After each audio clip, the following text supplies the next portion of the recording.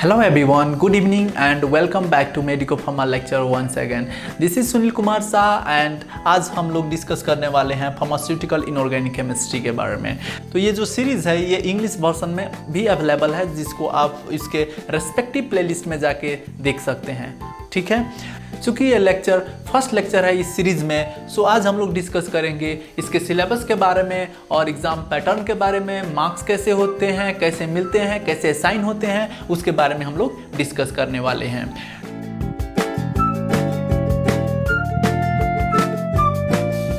तो now let me start the syllabus. Okay, तो ये सब्जेक्ट में देयर आर टोटल 5 यूनिट्स। इसमें कितने यूनिट्स हैं? टोटल 5 यूनिट्स हैं। ठीक है, जिसमें यूनिट फर्स्ट है उसमें आप लोग को पढ़ना है इम्प्यूरिटी के बारे में। किसके बारे में? इम्प्यूरिटीज के बारे में। इसमें हम लोग देखेंगे इम्प्यूरिटीज़ के बारे में कि ये फार्मास्यूटिकल इम्प्यूरिटीज़ होते क्या हैं, इनके कितने टाइप हैं और ये इनके सोर्सेज क्या हो सकते हैं, कि ये कहाँ कहाँ से फार्मास्यूटिकल प्रिपरेशंस में आ सकते हैं। और इसके साथ साथ हम लोग ये भी देखेंगे कि इसके लिमिट टेस्ट को कैसे किया जाएगा। As for example limit test for sulphate, limit test for chloride, limit test for arsenic, etcetera etcetera. Okay, so इसमें हम लोग क्या क्या देखेंगे? इम्प्यूरिटीज़ देखेंगे उसके बारे में and also will see limit test for impurity. ठीक है, the next unit which we are going to discuss is about unit 2। So इसमें हम लोग क्या देखेंगे कि यूनिट 2 जो है इसमें 3 छोटे छोटे चैप्टर्स हैं that comprises of 3 chapters, small chapters. जिसमें पहला जो चैप्टर है वो है एसिड के बारे में, acid, base and buffers specially pharmaceutical buffers के बारे में हम लोग को स्टडी करना है। तो इसके बारे में ऑलरेडी आपने स्टडी किया होगा 10+2 में। अब आ जाइए, जो सेकेंड चैप्टर है that is about major, extra and intra ये टी है, इंट्रा सेलुलर इलेक्ट्रोलाइट्स।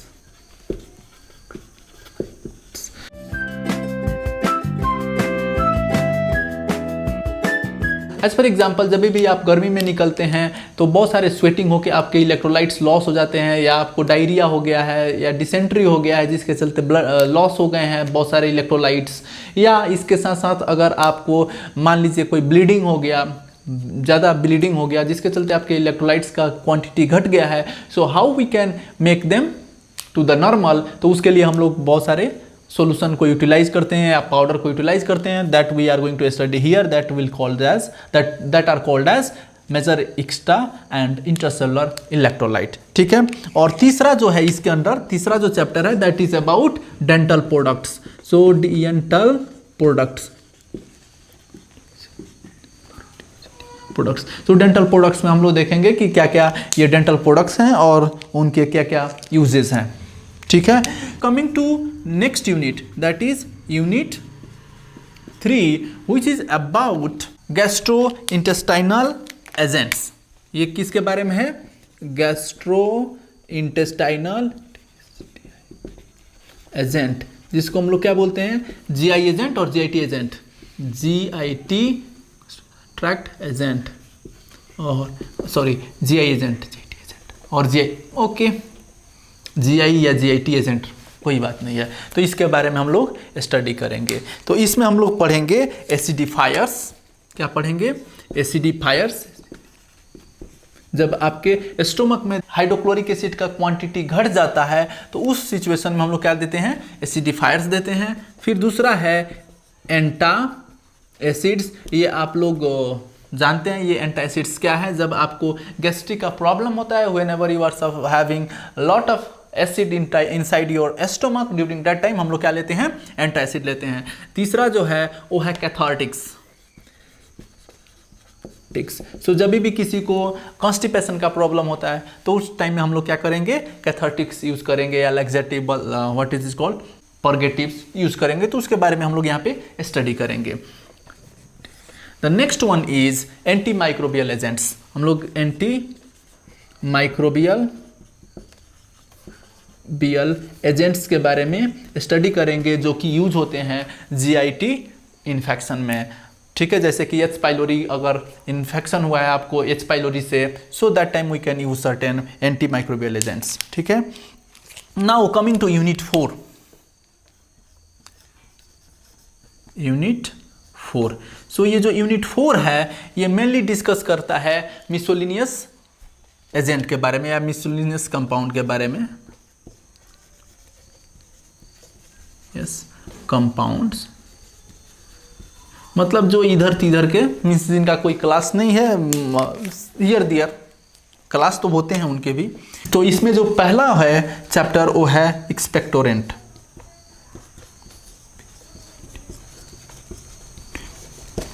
एक्सपेक्टोरेंट ये जब कफ हो जाते हैं तो इनका यूज किया जाता है, वो एक्सपेल करते हैं कफ को, दैट इज कॉल्ड एक्सपेक्टोरेंट। दूसरा जो है, इधर तो प्लेस नहीं है, so I will use this part, okay, to write all those things. So the second chapter under this one is emetics. So we can use emetics for vomiting. Okay, तो जब भी आपको vomiting प्रोड्यूस करना होता है, emesis produce करना होता है, during that time we can use emetics. The third one is hematinics. Hematinics. After hematinics, we have to study about poisons and antidote। ठीक है, इसके बाद में हम लोग को स्टडी करना होगा किसके बारे में, एस्ट्रिंजेंट के बारे में, एस्ट्रिंजेंट्स। तो एस्ट्रिंजेंट जो कि प्रोटीन को प्रिसिपिटेट कराते हैं, उन एजेंटों के बारे में हम लोग को स्टडी करना पड़ेगा। ठीक है, और इसके बाद में the last unit, that is unit, ये भी यूनिट हो गया, यूनिट 5। तो यूनिट 5 में हम लोग को क्या करना है, यूनिट 5 में हम लोग को रेडियो फार्मास्यूटिकल्स के बारे में स्टडी करना है। किसके बारे में, रेडियो फार्मास्यूटिकल्स। ओके, सो ये रेडियो फार्मास्यूटिकल्स बहुत इंपॉर्टेंट है, बहुत सारे पाथवे पता लगाने के लिए। They are very very important for diagnostic purpose as well as in the research field. So we are going to study about radiopharmaceuticals, understood. Now will discuss about exam pattern. So अगर आप देखेंगे exam pattern, तो आपके जो exam होंगे वो 2 session में divide होते हैं। एक होता है आपका यूनिवर्सिटी पेपर, जिसमें आपको यूनिवर्सिटी का एग्जाम लिखना होगा, दैट इज यूनिवर्सिटी एग्जाम, और एक होगा आपका इंटरनल एग्जाम। तो ये जो यूनिवर्सिटी का एग्जाम होता है ये थोड़ा टेढ़ा हो गया है, ओके। तो ये जो यूनिवर्सिटी का एग्जाम होता है that is for 75 marks, and ये इंटरनल एग्जाम होता है ये 25 मार्क्स के होते हैं। तो यूनिवर्सिटी सेमेस्टर के लास्ट में होगा और ये यूनिवर्सिटी कंडक्ट कराता है। क्वेश्चन पेपर सब जो भी सेट होता है वो यूनिवर्सिटी करता है। अगर आप इंटरनल एग्जाम के बारे में देखेंगे तो ये फर्दर डिवाइड होता है, इसका जो 25 मार्क्स है ये 2 पार्टों में डिवाइड होता है। वन होता है सेशनल एग्जाम जो कि होता है आपका 15 मार्क्स का, और एक होता है कंटिन्यूअस मोड जो कि होता है आपको, जो होता है 10 मार्क्स के लिए, ठीक है। तो अगर आप सेशनल एग्जाम की बात करेंगे तो ये 2 एग्जाम जनरली कंडक्ट करता है इंस्टीट्यूट, आपके कॉलेज इंस्टीट्यूट जो भी है वो 2 एग्जाम कंडक्ट करेंगे जिसका एवरेज लेंगे, और जो एग्जाम कंडक्ट करेंगे वो 30 मार्क्स का होगा। Exam conducted will be 30 marks and converted to 15 marks by, कैसे करेंगे, by dividing 2, और वो जो आएगा वो इधर से ऐड होगा। और कंटिन्यूअस मोड में क्या होगा, कंटिन्यूअस मोड में जो है अटेंडेंस जो है उसमें आपको 4 मार्क्स अलॉट किए गए हैं। उसके बाद में आपको आता है क्या, आफ्टर अटेंडेंस असाइनमेंट। तो अगर आप असाइनमेंट क्लास के दौरान टीचर्स कोई देते हैं असाइनमेंट, अगर वो आप करते हैं प्रॉपरली तो उसमें 3 मार्क्स मिलते हैं।